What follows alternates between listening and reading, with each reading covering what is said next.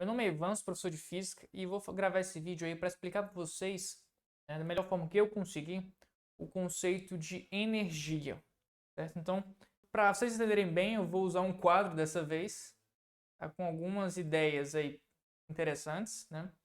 E muitos de vocês devem ter ouvido a seguinte definição de energia. A energia é a capacidade de um sistema de realizar trabalho. Então, a origem dessa definição de energia, ela data de meados do século XIX. Passou-se vários séculos aí dos físicos discutindo o que era mais fundamental, se era a quantidade mv ou mv ao quadrado. Uma está relacionada ao que a gente chama de momento, a quantidade de movimento, e outra a energia, certo? Ela passou por diferentes nomes também, tá? Um nome bem famoso foi vis viva, uma força viva, e se conservava nas colisões, assim como o momento também. No século XIX, a gente já tinha ali uma mecânica bem desenvolvida e também uma termodinâmica.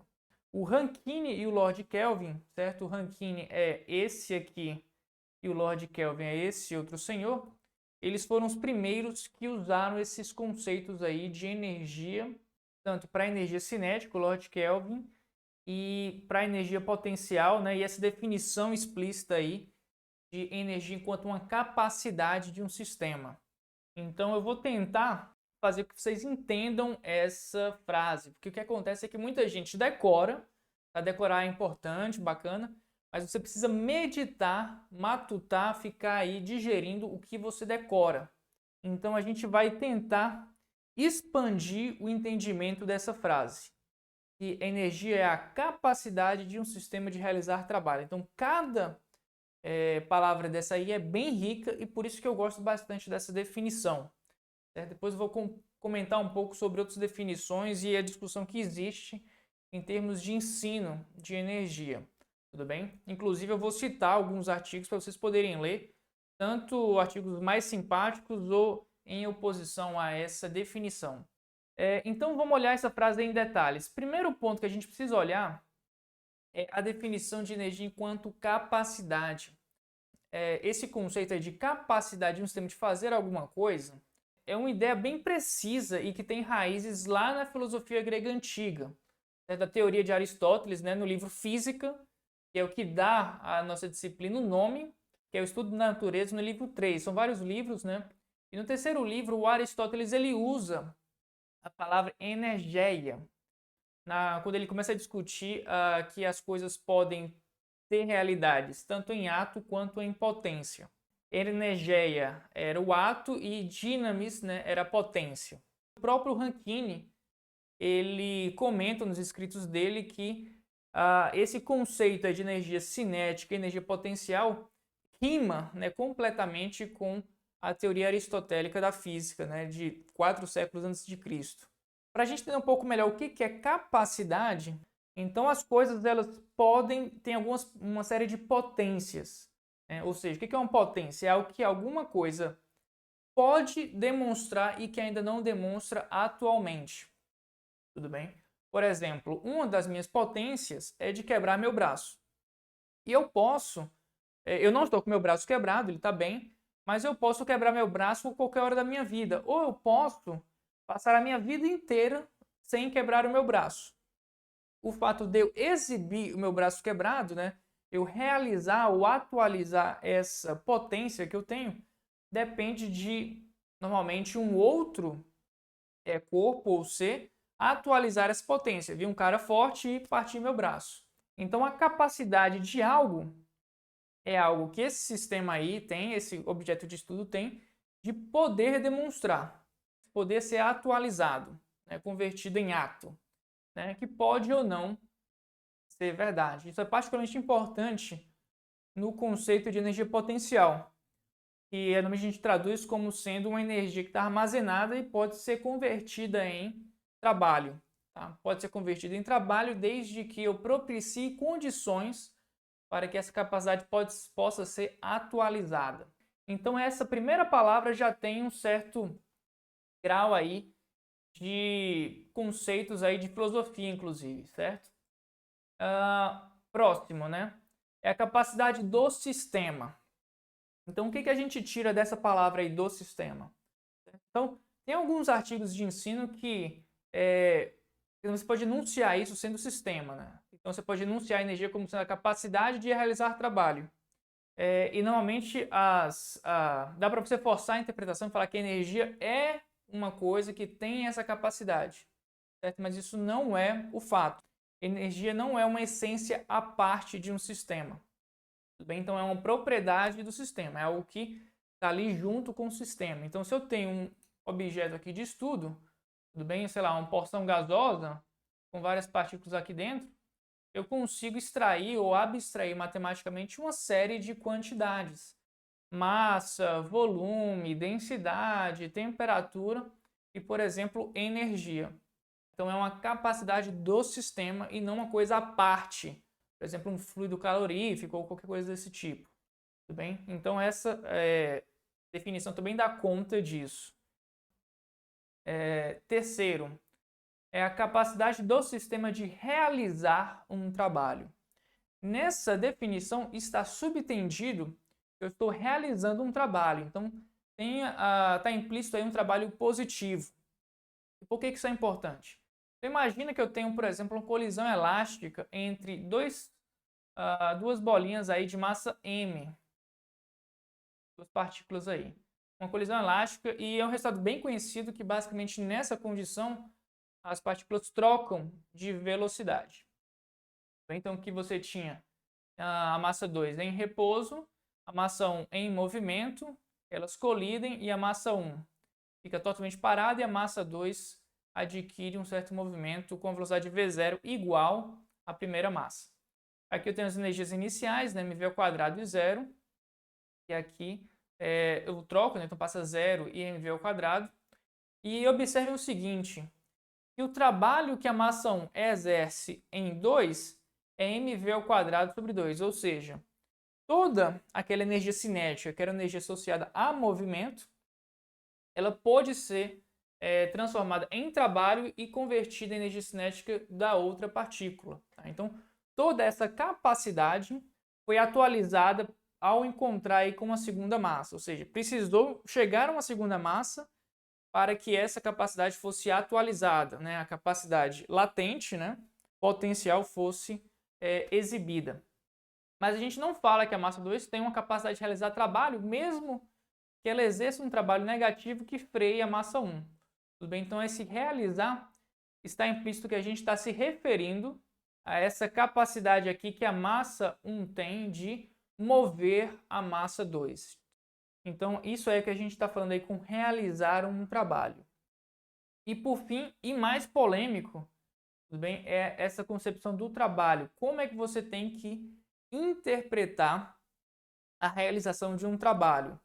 Então, o risco que tem aqui é a gente interpretar isso de maneira macroscópica e restringir de forma que não é a intenção dessa definição. Por exemplo, o melhor exemplo que eu vi, né, de fato, são dois sistemas aqui, um mol a 600 Kelvin, um mol a 400, tá? Então, um sistema aí de gases, vamos pegar gases ideais, com um gradiente de temperatura versus um conjunto aqui de 2 moles, tá, de gás a 500 Kelvin, ou seja, se você calcular isso aqui, supor que são gases ideais, você vai calcular que a energia interna desse sistema aqui, essa energia aqui, E1 e energia E2, elas são iguais. E, portanto, quando a gente fala que as energias são iguais, a gente está dizendo que elas têm a mesma capacidade de realizar trabalho. E aí, o que realmente se fala contra essa definição? Que ela entra em contradição com a termodinâmica. Certo? Vou tentar mostrar para vocês que isso não é verdade. O argumento que se usa normalmente é que, usando essa diferença, supondo que são isolados esses dois sistemas, certo? Aqui eu tenho um gradiente de temperatura que eu posso conectar a uma máquina térmica, né? E máquina térmica, como vocês sabem, faz uso de uma fonte quente, uma fonte fria para realizar um trabalho. Então, na hora que você coloca uma máquina térmica aqui envolvida e realiza trabalho, tá? Você já deixa de tratar esse sistema de forma isolada, porque ele passa a trocar trabalho com o ambiente. E aí você pode converter essa diferença aqui de temperaturas com uma máquina térmica em trabalho, e aí você naturalmente vai gastando energia do seu sistema e o sistema passa isso aqui passa a ficar mais frio, isso aqui passa a ficar mais quente até que ele chega em equilíbrio térmico entre si, cessa o gradiente de temperatura e você não consegue mais extrair trabalho macroscópico ou trabalho útil, certo? Com um ciclo aí termodinâmico, um ciclo térmico. Então você consegue extrair claramente trabalho desse sistema com a máquina térmica. E desse sistema você não consegue extrair, porque você não tem gradiente de temperatura. Então, será que a capacidade que esse sistema tem de realizar trabalho é maior do que essa? E, portanto, eu não poderia falar que energia E1 é energia E2, tomando energia como a capacidade que o sistema tem de realizar trabalho? Isso é um ótimo argumento, mas o fato é que isso aí não derruba essa definição. Por que não derruba? Tá? Porque esse trabalho ele não deve ser, gente, entendido necessariamente de forma macroscópica. Toma esse exemplo. Suponha que essa parede aqui ela não seja isolante e que, portanto, essas porções todas de gases podem liberar calor para o ambiente. Vamos supor que ele está a 300 Kelvin, ou seja, tanto essa quanto essa porção de gás vai liberar calor para o ambiente. E o que isso quer dizer em caráter microscópico? Quer dizer que uma partícula aqui, né, que chegue com uma pequena velocidade, ela vai incidir sobre uma superfície quente e ela vai sair com uma velocidade maior. Tudo bem? Porque o ar estava a 300 Kelvin e aí ao incidir nessa superfície aqui, pode entrar em contato, em equilíbrio térmico com a superfície e sair com velocidade maior na média. Tá? Então a temperatura está associada a um grau de agitação térmica ou a uma distribuição, né, de probabilidade de energia. E aí observa que tanto esse sistema aqui quanto esse sistema, os dois vão caminhar para o mesmo estado final. E os dois vão liberar a mesma quantidade de energia. Né? Então, vão custar a mesma quantidade de calor, que microscopicamente pode se traduzir um aumento da energia cinética das partículas e, portanto, em um trabalho realizado em escala microscópica. Isso aí continua valendo se você realizar aqui, conecta uma máquina térmica, tira todo o trabalho macroscópico, vai para o estado final e solta esse sistema com a parede não isolante, a quantidade de calor liberada, mais o trabalho realizado macroscópico, ou o trabalho útil que a gente chama, tá? Ou o trabalho de expansão de um gás, essa quantidade aí é igual tanto aqui quanto aqui, o que é conveniente com a definição de que energia é a capacidade de realizar trabalho. E, de novo, né, a capacidade é atualizada, seja com o contato através de um recipiente aqui entre 500 Kelvin e 300 Kelvin, essa capacidade é atualizada por uma diferença de temperatura aqui entre 500 e 300, ou atualizado por esse gradiente aqui das duas porções de gás e uma máquina térmica. Então, seja aqui ou seja aqui, eu tenho uma capacidade que é atualizada em diferentes circunstâncias.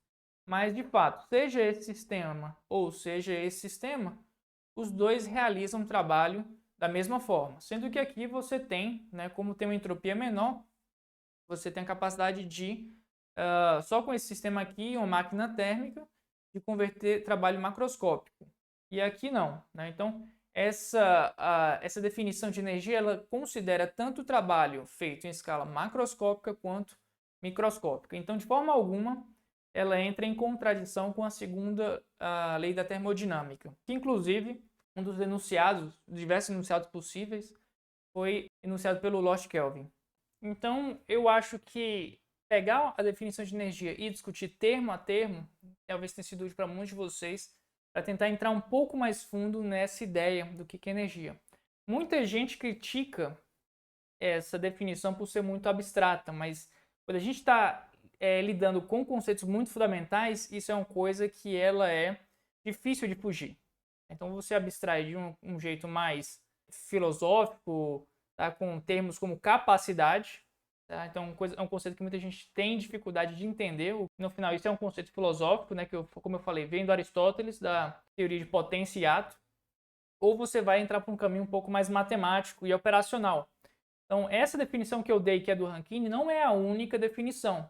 E ela é, inclusive, objeto de contestação, gente que critica dizendo que não é tão boa, certo? Mas, ao meu ver, as críticas têm todas respostas satisfatórias por defensores da definição do Rankine.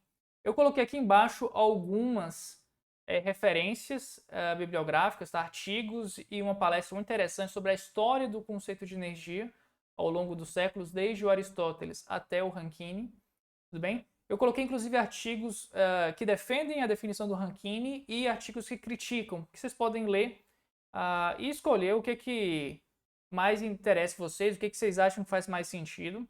Tá? A minha opinião é que pelo menos a definição do Rankine é muito satisfatória e ela tem a vantagem de ser uma definição formal, uma definição que responde àquilo que a coisa é e que para muita gente isso é uma verdadeira definição. Não existe uma única forma de definir as coisas, tá? Então, se vocês forem olhar, por exemplo, um livro de lógica, como esse aqui, Socratic Logic, do Peter Crift, ele vai ter um capítulo inteiro só sobre como fazer uma boa definição e quais os tipos de definição. Então, a definição do Rankine é uma definição que ela é formal, tá? Essencial, que fala aquilo que a coisa é.